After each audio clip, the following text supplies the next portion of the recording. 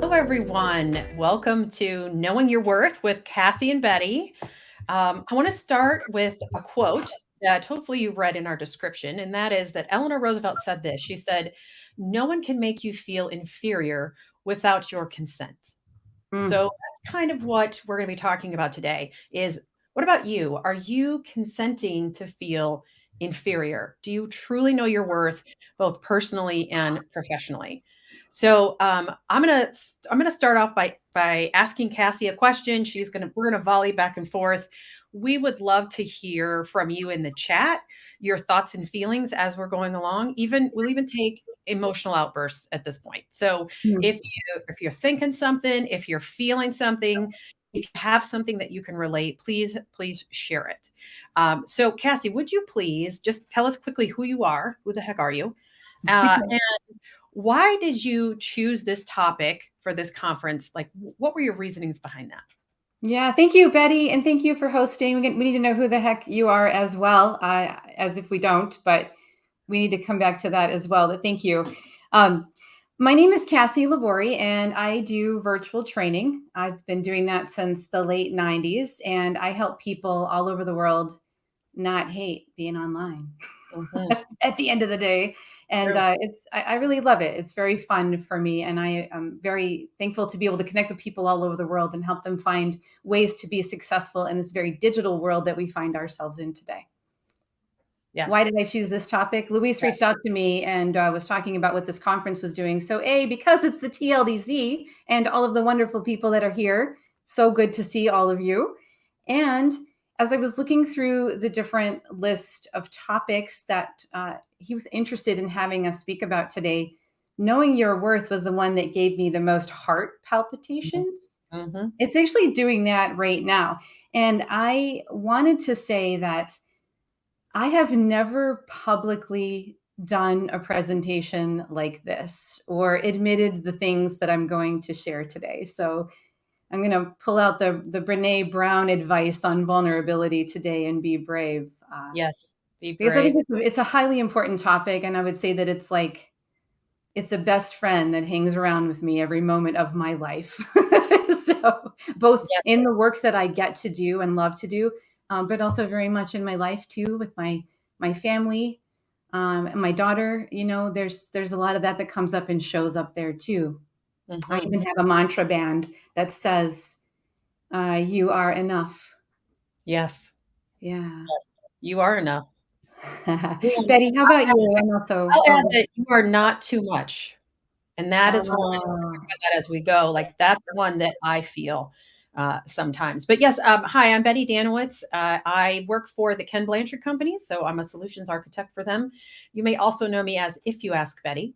So I have a podcast called If You Ask Betty. I speak on augmented reality, virtual reality, and podcasting at all of the conferences, basically, pretty much. If there's a conference for learning, I'm probably there with Kassy.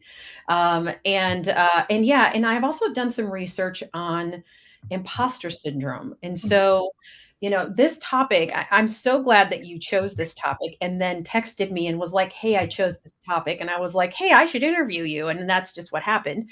But this topic is something that's really close to me. I said, I've done some research on imposter syndrome.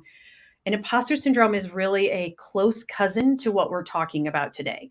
It's not exactly the same, but definitely related, and something that I think that if you feel like you have imposter syndrome, you're going to relate a lot. You know, knowing your worth is so critical for us as humans in order for us to really thrive and meet our true potential.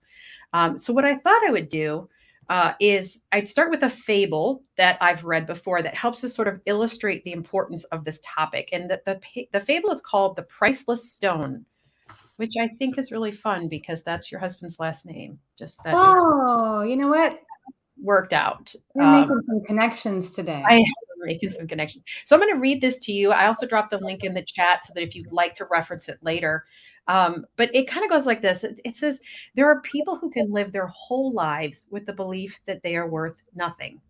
Whether it's the message they receive from their parents or their friends, these people don't know how much they are worth and what their true value is. And it makes them doubt their own skills or even things that they deserve from the world. And I'm wondering if there's anyone listening right now that feels that way. So if you feel that you don't know what your value is, this parable that I'm about to read shows you that each and every one of us is a priceless treasure. You just have to know where and how to find it. So here's how the fable goes. A child turned to their parent and asked, "What is the value of my life?" Instead of answering, the parent placed a colorful stone, shiny and smooth, in their hand and said, "Go sell this stone in the market. If someone asks you about the stone's price, just raise two fingers and say nothing more." So the child went to the market where a woman saw him and asked, "Hey, how much does that stone cost? I'd like to put it in my garden." The child said nothing and just raised two fingers. And the woman said, $2? I'll take it. The child went back and told their parent happily that a woman at the market bought the stone for $2. The parent put a similar stone in the child's hand and told him, "Now I want you to go take the stone to the museum. And if someone wants to buy it, don't say a word, just put two fingers up." So the child went to the museum where a man in a suit saw him and asked, "How much does this stone cost? I want to add it to my rare stone collection." The child said nothing and just, you got it, raised two fingers. And the man said, $200? I'll take it. The child was in shock. And instead of selling the stone, he just turned around and ran back to his parent to tell them that someone wants to buy the stone for $200. And the parent listened to the child and said, "Now I want you to take the stone to a store that sells precious gems. Show it to the store owner. Don't say a word. And if he asks for a price, just raise two fingers." So the child went to the precious gem store, showed the stone to the owners, who then said, "Where did you find that stone? That is one of the rarest stones in the world. I have to buy it off you. How much are you selling it for?" The child said nothing and just raised two fingers. The shop owner said, "No problem. I'll pay you $20,000 for that stone." The happy child didn't sell the stone. Rather, he ran back to the parent to tell them with pride that the store owner wanted to buy the stone for $20,000. The parent said, "Child, do you understand the value of your life now? It doesn't matter where you came from, what color your skin is, or even how much money you have. What matters is the place you choose to be in and who you surround yourself with." There are people who go through a whole lifetime believing they are worth only $2, when in fact, if they just surrounded themselves with people who see them as otherwise, they would learn they're worth so much more. Within each person hides a diamond, and we choose to surround ourselves with people who see our worth in the diamond inside of us. We choose whether to pace ourselves in a marketplace or a precious gem store. So the parent finished by saying, "You too, my child, can choose to see others' priceless value, and you also have the ability to help them see the diamond hiding inside of them." So choose the people who surround you wisely. It can make all the difference in your life. And I love that parable because it really not only does it help sort of understand the whole idea of self-worth and how it comes from us, but I think it's a perfect lead into the things that we're going to talk about today, and how we can recognize where we're at with our level of self-worth and what we can do to sort of increase that. What do you Yeah. think? What do you think, Cassie?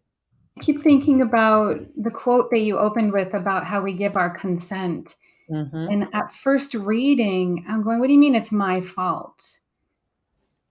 And I, of course, go to the word fault, Right. as We if did I've something already wrong. made a mistake. Right. And it's just like in looking at that, it's very important to me that I start flipping the words around and the thoughts around to choice, and looking at coming from a place of what's going to serve me and make me feel happy and confident in the way that I'm moving through the world.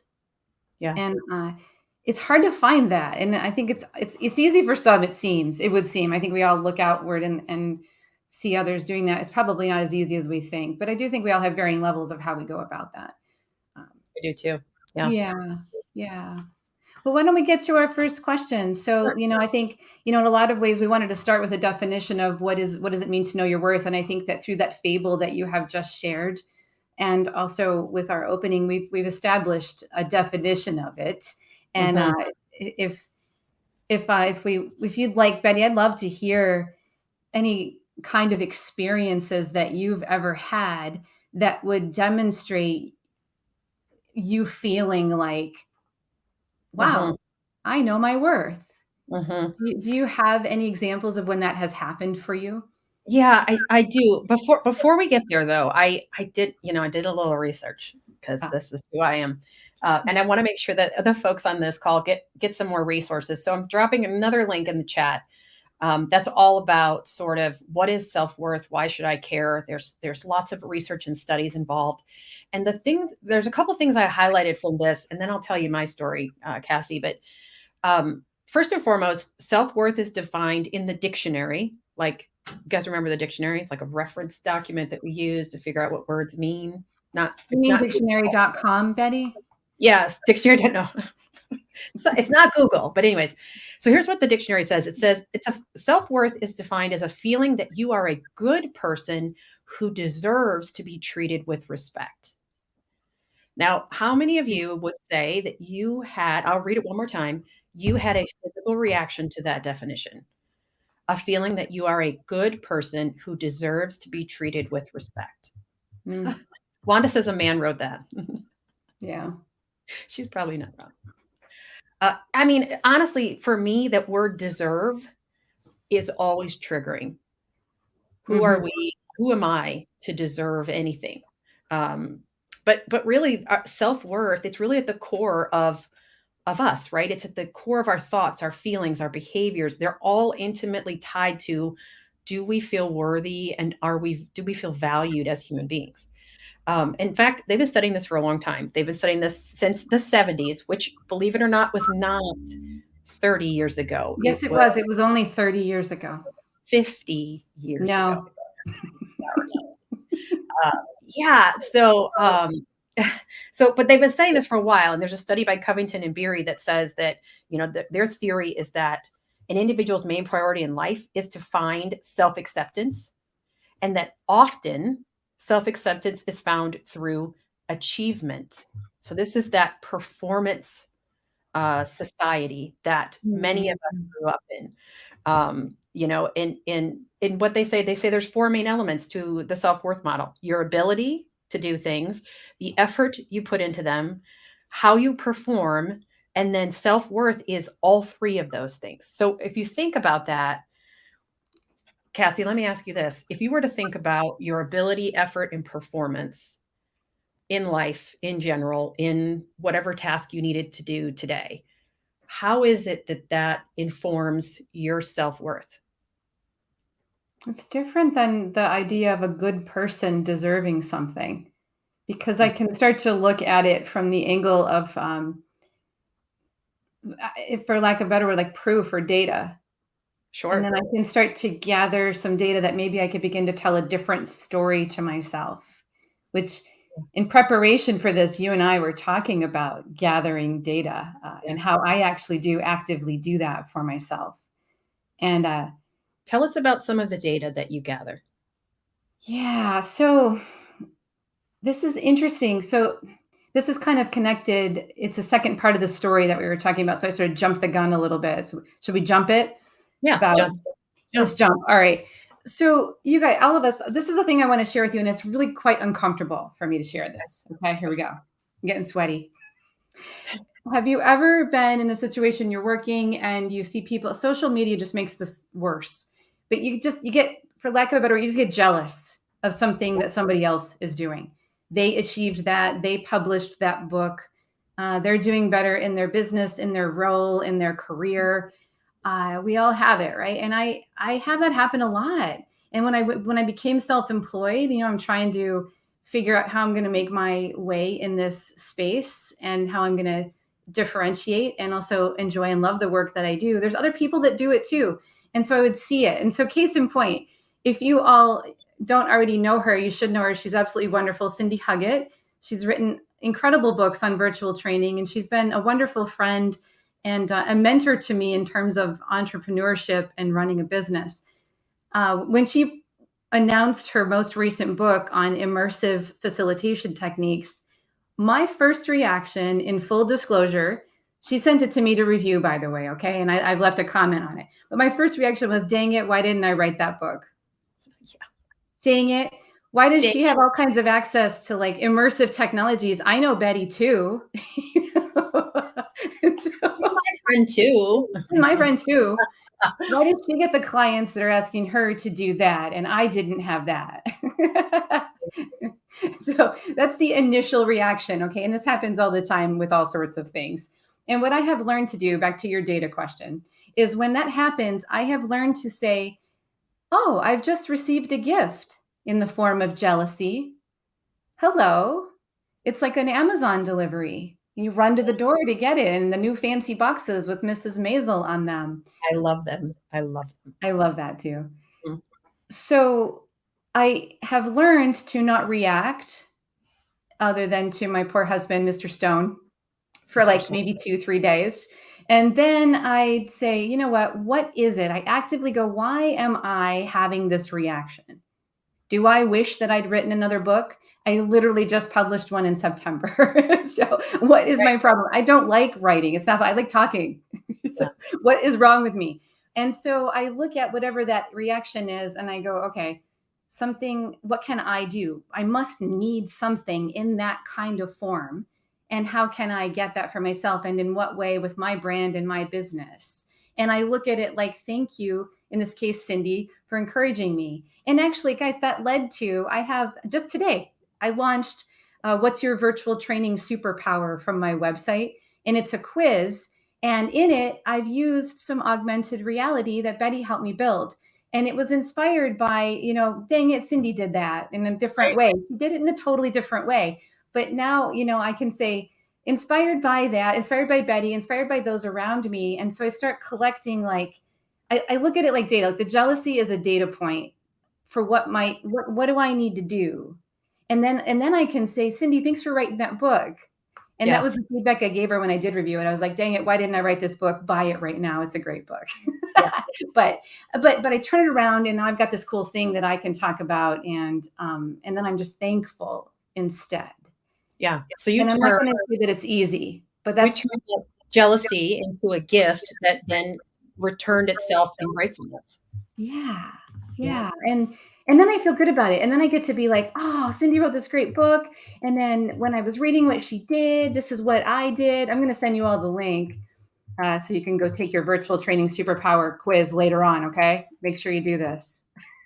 So, so just to circle back to sort of like what I had originally asked is the idea of ability, effort, and performance. So in that moment, your self-worth took a little nosedive because you felt like you didn't perform Yeah.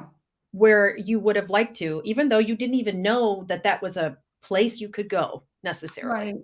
right? And so instead, I just chose to be curious and say, well, you Right. remember you were there showing me what was in her book and what we were doing after, all the things. And, and it inspired me. Various things all came into inspiring me that way, but ultimately I turned it into the inspiration. And then what it's doing is it's taking away that feeling of a lack of self-worth. Like I'm not good enough to have thought of that cool thing, but rather turning it into, wait, I thought of a cool thing too. And there's Yeah. all kinds of space in the world for all of us to be the unique There is an abundance. person. There's an abundance. Mhm. There is not a shortage of space for us. Yep. Yeah. Yeah. So you had asked me about sort of whenever I first knew and understood my self-worth. And so I was going to tell you just a quick story. Um, I worked for a financial institution for like 16 years. That's a very long time.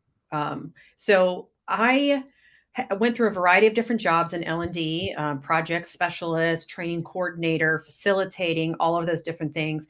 And there was a time, about a 5-year span, when I spent my time running reports out of the LMS and doing pivot tables in Excel all day, every day. And at the time I worked from home. This was before working from home was cool. I had small kids. There were like 1,000 reasons why I should just keep doing this. But if you know me, you know that 8 hours in Excel is like a death sentence for me. If you guys use DISC, I'm a high ID. I am 97% extroverted. So sitting in front of a spreadsheet all day, I don't know how I survived it. Like, because if I had to do it now, I couldn't. And there came a point in time when they decided that we couldn't work from home anymore. And so I had to go back into the office. And I was already feeling that deep disengagement in my job, and really missing people. And so they said, you have to go back into the office. I said, okay, well, you're building one in Detroit. It's only 9 miles away. I can go to that one. And they were like, no, we want you to go to this other one that's 25 miles away. Hmm. Granted, I had in 9 years, I'd worked remote for 9 years. I had never driven into the office like regularly. So I'm like, okay. So I didn't like it. I complained a lot. Nevertheless, they wanted me to go to this other office. And so I did. And when I got there, and I'm not kidding you, this is not a joke, they put me in the basement in the supply. No. And if you've seen Office Space, you're cracking up right now. Okay. But I was the only person in the basement. They give me a desk, but I was at a desk in the supply room next to the training room. Right. Who moved where's my red stapler? Exactly. Exactly. It was, I had been thinking about updating my resume for at least a year. I had been thinking about looking for jobs. But that moment when I got there, I'm all dressed up and I'm sitting in the basement by myself, and I'm like, this is not this is not worth it, and I am worth more. I am And worth more.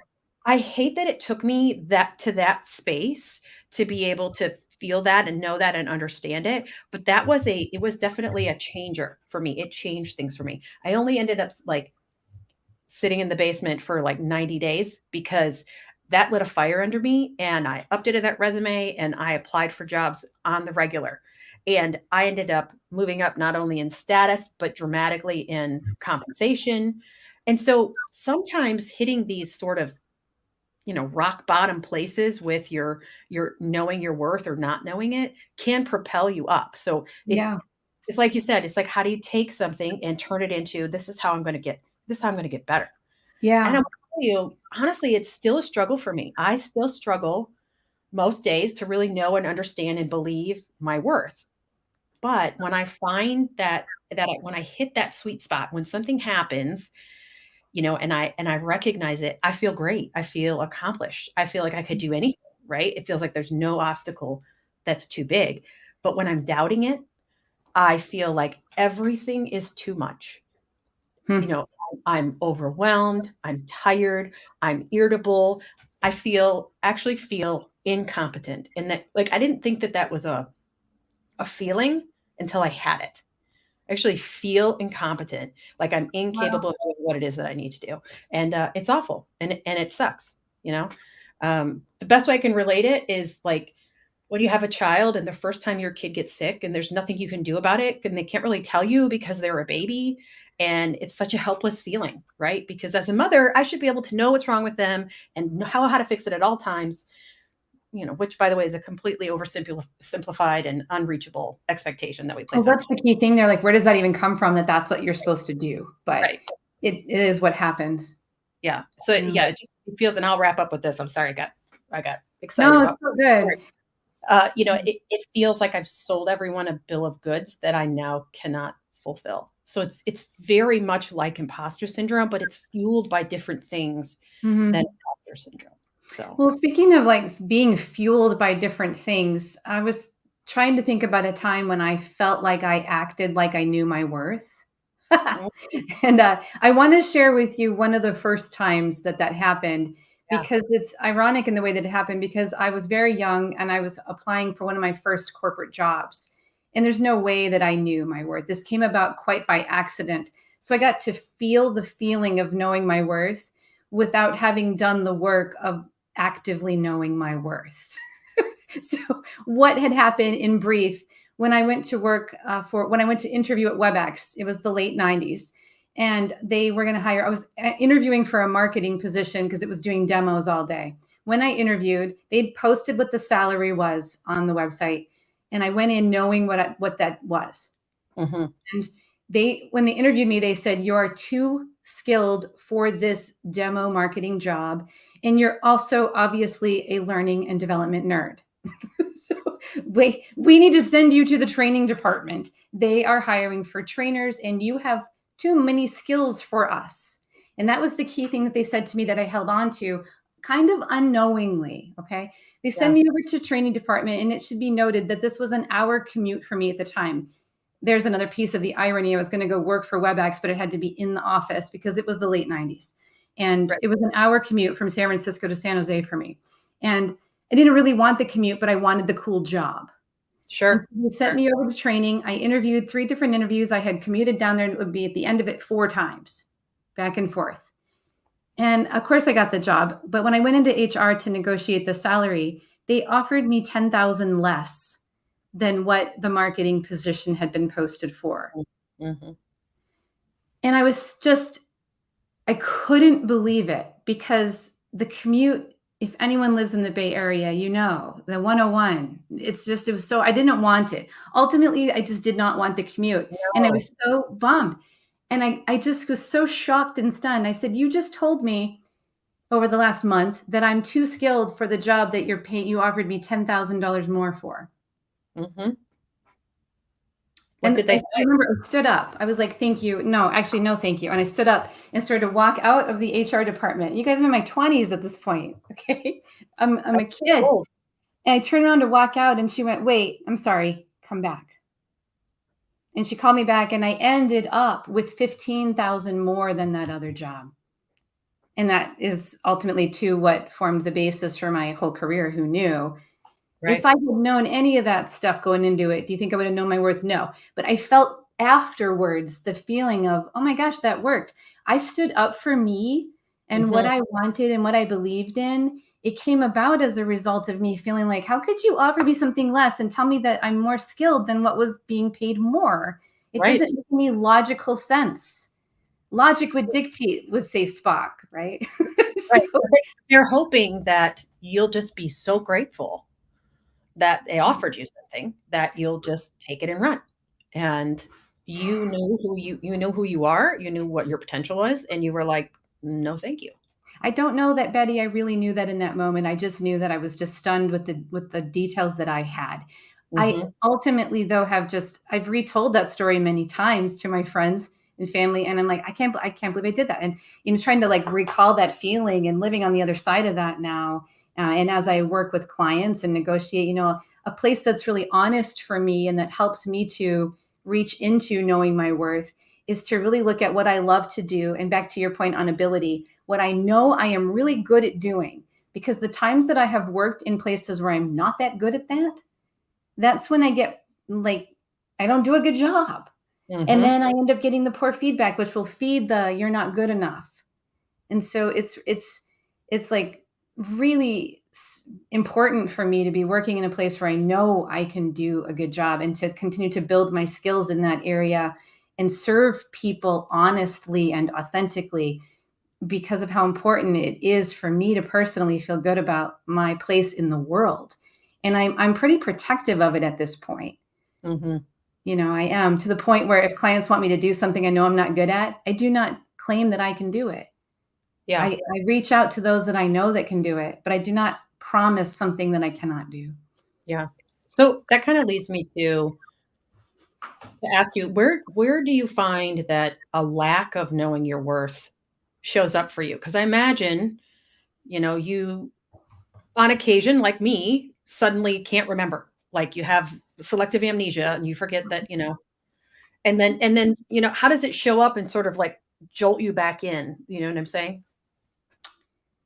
Do you mean like when I'm trying to get back to knowing my worth?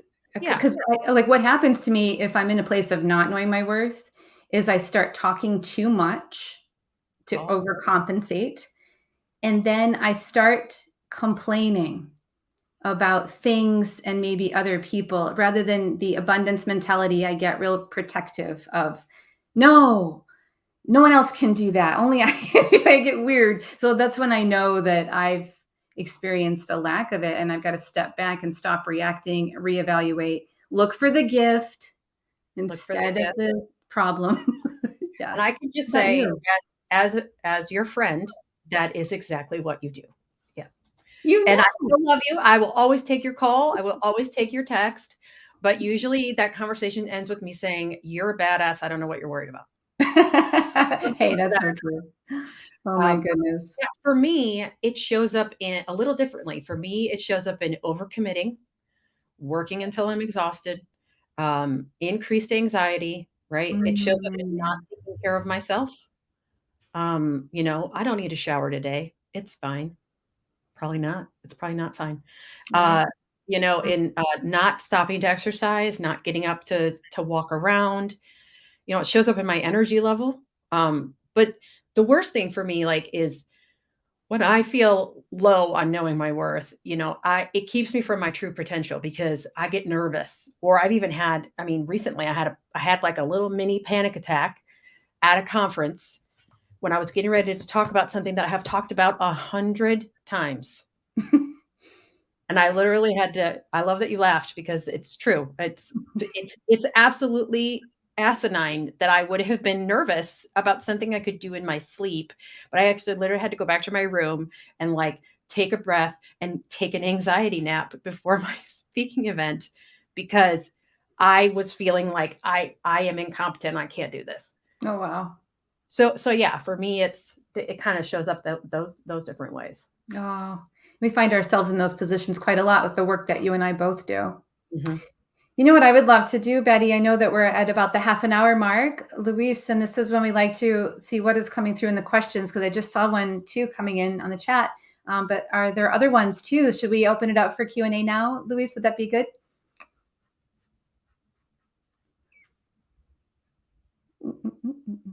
Sure. There's I know that I do see the one we can start right there with. Do you see it, Betty? It can be Rebecca. hard to continue to feel your worth when you're job searching and you're receiving all the rejections. Yes. Pain, pain and suffering. I lost it though. It scrolled by me. I'm I trying to took find a it. couple up in the chat, and so I want to talk about this all the rejections just as a start because I think that is just the worst. Like my heart right now is just going out to you because the feelings there. This is happening with my daughter right now too. She's looking for some things and just how personal she'll take the rejection. She's 20, so you really see it in that age group too. Advice. I think that I know personally for me, I am better at knowing my worth when I feel good about things that I am doing. And so searching for and being part of like this community, being part of the TLDC and maybe connecting with others and helping people on chosen projects and making sure that you are doing work for yourself or you're experiencing things in your life for yourself that feed you Mhm, and you have people around you because this rejection thing has in many cases not anything to do with you personally and a whole lot more to do with process and just amount of people that are working and looking for new jobs. I don't know, what would you add to that, Betty? I think that's really good practical advice. I would give something a little more, I don't know, esoteric or spiritual and just say that, rejection is just redirection. And the Mm. moment you feel rejected, it's like what you did when you feel jealousy, right? Is you have to stop and say, "Hold on a minute. I'm just being redirected." Now, I give you full permission to sit for 24 hours and feel shitty about it. That's okay with because you have to feel what you feel because eventually those emotions are going to come out, right? But after that 24 hours, get your big girl panties on and remember that rejection is just redirection because how many times have you looked back at something or someone that rejected you and you were like, "Thank God that did not work out." And so it's easy at the time to take it very personally and let it affect us, right? Because it's a performance issue. Like we were trying to get a yes, we got a no. We feel like we are not enough. We didn't do the right thing, right? Oh my God, Don, you're hysterical. Um, I don't know if you can see her. I mean, I it's already loved it. Yes, we're yeah, good. I can't. Now I should have looked at it, but like anyways, I've lost it. Dawn, you totally threw me off. I lost it. I don't know what it was. But yeah, like It's true. it's redirection and it's painful in the moment, but it takes pain to grow. Growing is Yeah. painful. And I love your point, Betty, about allow yourself to feel it. Stop denying Yep, ourselves and who we are and what we need for ourselves. yep, I have found that if I just feel it, it actually goes away a little quicker. yep. If I try to push it away, then I'm with it. It Like stays with you me. say, it's going to be much more insistent if you just let the feeling come in, and get it, let it come in and go out. Yep, exactly. Yep. Anything I am not seeing any other questions. Everyone is really just kind of agreeing and sharing their own stories that are parallel to things that the both of you are mentioning. So I would just keep going, and if I have else? any, I'll drop them in the Q&A. Sounds good. I have another example I can share with working with a client, actually. Do you think Sure. they would find that interesting? Of Yeah, course. I think so. I mean, I don't even know. Sometimes I go, how did I do that? Was that me? Was that like another me that did this? Who did Uh, that? but in 2020, the work that I do, as you might imagine, was a lot. It really boomed. It was crazy. It was too much for me, actually. But in the fall of 2020, a client opportunity came to me. An opportunity. They were not a client, and I really wanted to work for them. Let's just say it was a global organization that would sound really cool to work for. Okay. Mm. I could be like, yeah, I work for them, whatever. Okay. They came to me in the fall of 2020 and they said, this is what we want you to do. And they were putting so many parameters around it that I knew that I would not be successful. They were, long story short, choosing to use a technology that I knew wasn't going to be good enough for what they were asking me to teach them to do. A very limited technology. And I Mhm. said to them, I'm not going to be able to help you because your problem, I can help you right now without you hiring me. Your problem is the technology. You need a different technology. And she said to me, this is the one we will use and we have to make it good. And I'm like, and I had so much work and so many other things going on. I said, I'm sorry, your problem is the technology and I'm not a magician. And Mhm. so I let the opportunity go. And I felt pretty bad about it because aren't I supposed to be, if I'm a consultant, am I not supposed to be the person who says, we will make anything work and I will help Right. you? Mhm. But I knew that I couldn't make that work for a long list of reasons. Anyway, I let it go. Felt kind of bad about it. Also, though, I felt relieved that I wasn't going to have to do it. Right. Yeah, Right. I did. Understand that completely. Mhm. Fast forward a year later, exactly a year later, in the fall again, I got another email from them and they said, you know what, we're really struggling with that technology. We've decided to let it go and we want to go with the one that you recommended we should use. Are you still available for us to hire you? And I worked for them and it was amazing. And I was like, I'm so happy to hear from you. And I can't wait to help you be successful with these things moving forward. And it was awesome. That's great. That's an awesome story. And you knew your worth and you knew that you didn't want to produce work that was going to fail because of the technology. And They would come back and they would blame me. They would say that you well, didn't that's do a fine. good job. It would totally be your fault. It Mhm. would be totally my fault. And how many times we who work in learning and development and we trainers, we get it was bad in the moment of it happening. It was the trainer's fault first. It Always. becomes the designer's fault later, and it's never the technology. They blame the technology, but they're still mad at me for using that technology. Right. You all know. You know. They'd be like, "Why didn't you tell us?" And we'd be like, I I did." did. I did. Mhm. Yeah, Yeah. exactly. So let me ask you, what have you done to sort of manage times when you're not actually recognizing your own worth? Like when you have those moments of lack of self-worth and understanding. What do you do? I went on a mission, Betty, for it was a solid 2 years because I got feedback when I was employed. When I was full time employed and on the leadership team at Dale Carnegie Digital from 2011 to 2017. Early feedback that I got from my leadership was that I was a little too humble because I was presenting to executives, and I know the word "too" makes everyone nuts, right? But they wanted me to own my subject matter expertise. They wanted me to own my skills, and I was always playing it down. So I'm going to tell you that I didn't disagree with them on Mhm. this. So it would go something like, I mean, you and I could role play this, and then I can tell you what I do about it. Let's role play it for a second because you and I talked about it. Like, Okay. so let's pretend that you're gonna do the bad thing, the thing I think you shouldn't do. You know what it is, right? I do. I got Okay, it. hey Betty, I just want to tell you I'm so happy that I got a chance to work with you. My quiz is live today. The AR that's in it is incredible. You are helping me showcase my brand in ways that I am so thrilled about. And your skills are just second to none. I can't wait to continue to work with you more in the future. Oh, it's no biggie. What? It's a real biggie. It's no biggie. I mean, I'm happy I could help. So that was me. You did it perfectly. So that's what I would do. People give you feedback. You're done with the class, and then you'd be like, "It's no big deal. I'm so glad you loved it."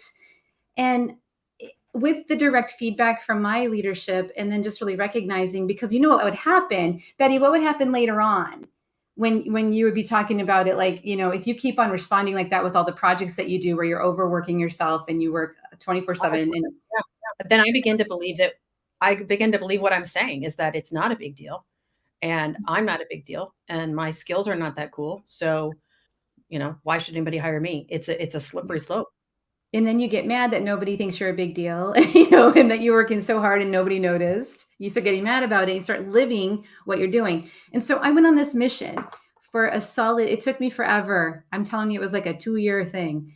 That what I would do instead is that if somebody gave me a compliment, let's pretend I just delivered that. Thank you, Betty, so much. What's a better way to respond? You want me to do it the right way now? Yes, do the right way now. So Betty, I'm so happy and thank you for all that you've given to me. Oh, I'm so glad that it's working out really nice for you. What do you feel is the most impactful part of what you've received from me? Oh, thank you for asking. I'd love to brag more about the work that you did for me and how it's going to make things look cool. So she just not only honored what I gave her in that compliment, honored Mhm. me, but then she let me like sort of brag about why I was even giving her the compliment. And so Yes. now, if you turn it around and you look at it like that, the mission that I was on for 2 years was to say thank you. And all I Thank could utter in the beginning was to say thank you for that. The data, if we go back to the data point, I was able to add on what you saw Betty do just now when I became more confident. Mhm. Thank you Mhm. so much. You're right. In my head, I have worked really hard to be able to assist you like that. And what would help me, this is internally, could you tell me what worked for you? What was it that made the impact? Because then I Yes. started gathering specific instances, and then that felt really good. And then that person felt really good getting to talk about it. Yeah. How did it make you feel when I started saying that, right? We're just lifting each other up. And here's what else happens is when they start telling you what they liked about or what was so impactful, they are now teaching back to you what they have learned. And that is L&D at its finest, right? So you are actually helping them to believe further that they can do what it is that you just taught them to do. Yeah. And So it's it's feeding your self-worth, but more importantly, you're helping them. right. And And it's just this beautiful talk about abundance in not knowing all of our worth. yeah, and Caroline's right. They're internalizing your value. You're internalizing your value. Like we're all agreeing that what happened was good and we're both benefiting. And guess what? There's nothing wrong with that. Right. So Right. that thing inside our head that says I can't say thank you because it makes me sound haughty. No, it doesn't. It makes you sound grateful. Yes. It makes Yeah. you sound grateful. So tell that voice. I mean, she's a liar. Tell her to shut it because that is not the truth is it makes you sound grateful. And I love your thought around gathering the data points because you can then take that and use that to make yourself better Mhm. or give yourself some grace when you need grace. Yeah. Um, yeah. So I love there was that because we talk about like when we talked about momentarily feeling bad and feeling that feeling, how about feeling the feeling of good too and celebrating oneself as well? absolutely. And Mhm.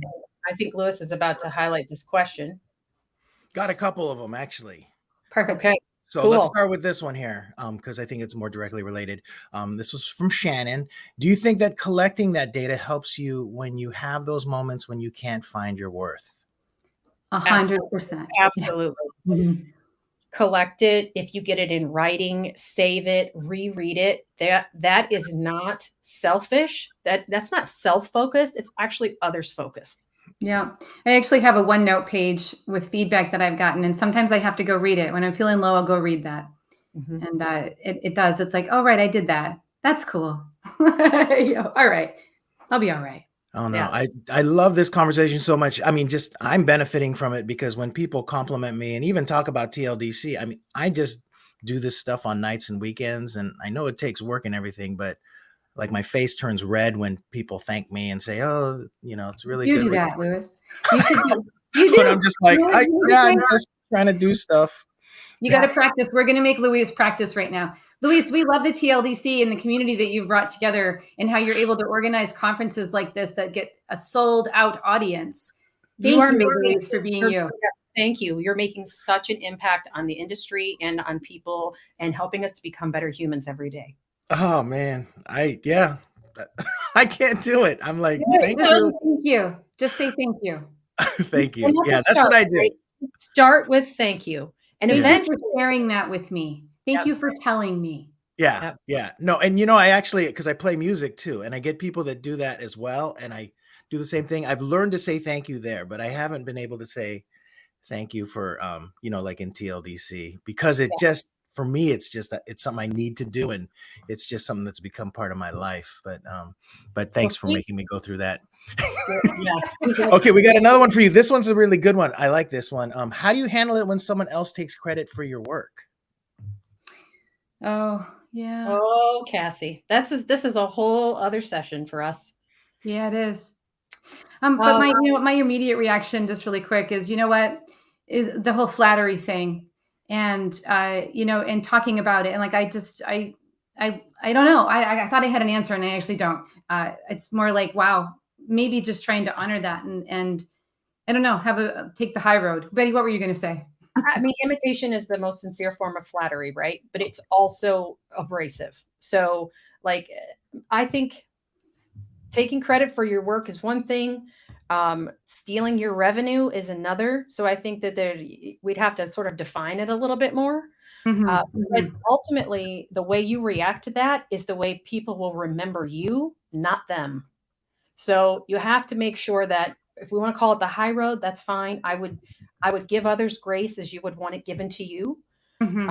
And if it warrants a conversation, have a conversation about it. If it doesn't warrant a conversation, smile and say, well, my work impacted people in an indirect way. Right. I Yeah. mean, I have a story. I don't know how much time we have, though. It's a super quick one, but I've had it happen, and I had it happen recently where a person interviewed me on a podcast. And then the way that she ended up rewriting it on her website made it look like it was all her. And then she was directing all of it back to her. And I was Mhm. mad about it for several months. And add to it, she has a newborn baby who's super cute. And I didn't want to be like, I want to go after being a meanie when she was a new mom. There was that. But That was I nice of ended you. up, what's that? That was nice of you. I know, girls. But I ended up reaching out to her and I said, listen, this is really uncomfortable for me, but the way that this is happening, I need to talk to you. And we got on a call and I explained it, and she felt terrible, actually. And she changed it all. And I came at it like, I don't think you intended this, but this is the way that I am receiving it. And what Right. would make me feel comfortable is if you did this. And she changed it. Yeah. So She's it having worked. another baby. It worked. It worked out. I know we're about at time, but can we just give our last piece of advice, Lewis? Is that okay? Absolutely, absolutely. Okay. Go for it. So, Kassy, I'm gonna go first. So here's what. Write this down. Right. Grab a pen. Here's what I want you to know coming out of this session, which, by the way, has been super fun. First of all, do not believe that inner voice. She is a liar. She will never leave you, but you need to tell her that you know what she's up to. Okay. So she's a liar. Check out the imposter syndrome series that I did on YouTube or anywhere you can get podcasts. All you have to do is search for "If You Ask Betty." It's all one word. There are 25 episodes of varying lengths, with people whose faces and names I bet you'll recognize. So check that out. Also, and this is just directly for me, get a therapist, right? Get a therapist, because I have a therapist. I have had one on and off since I've been an adult, and I highly recommend. I think everyone should have a therapist. Everyone needs someone to talk to that they can be free and open with and feel not judged. So get a therapist. Ask for feedback from everyone. A lot of times, especially high performers don't get a lot of feedback because they're performing really well. So what is there I need to tell them? Well, we kind of need to know that we're doing okay sometimes. So ask for feedback. And Mhm. lastly, 100% know that you are not alone. It is not just you, dude, who's struggling with self-worth. I mean, there's Right. all here times 10. So sorry, Kassy, go Oh ahead. my gosh. No, I love all of that. And you know what? Look at I had typed my advice up. Guys, it's right Look there. at you. I So know, sweet. I know. I just chatted it. Jealousy is a clue / gift. I love it. Practice saying thank you. Luis, thank you for letting us role play that with you. Seek the evidence as soon as you're confident enough to be able to hear it. Just say thank you for the first however much time you need, and then Yep. say, what was it that made you say that to me? And be kind to yourself. Gosh, Yes. we got enough going on in the world. I put mine in there too. Yeah, thank Mine's you. not nearly as neat as yours, but it's fine. No, I happen to be able to copy and paste because you were talking first. So there you go. There you go. Betty, thank you for doing this with me. Thanks for asking me. It was great. Thanks, Lois, for having us. Absolutely, Kassy, Betty, thank you so much. I'm so glad that this worked out and we were able to do this session. I really appreciate your time. And with that, I'm going to go ahead and close the session out. Everybody, we have the last one of the series coming up in about 10 minutes. Laurel Schulert from SAP Concur. So Love Laurel. hopefully we'll see you in there. Thanks, everybody. Bye. Bye-bye.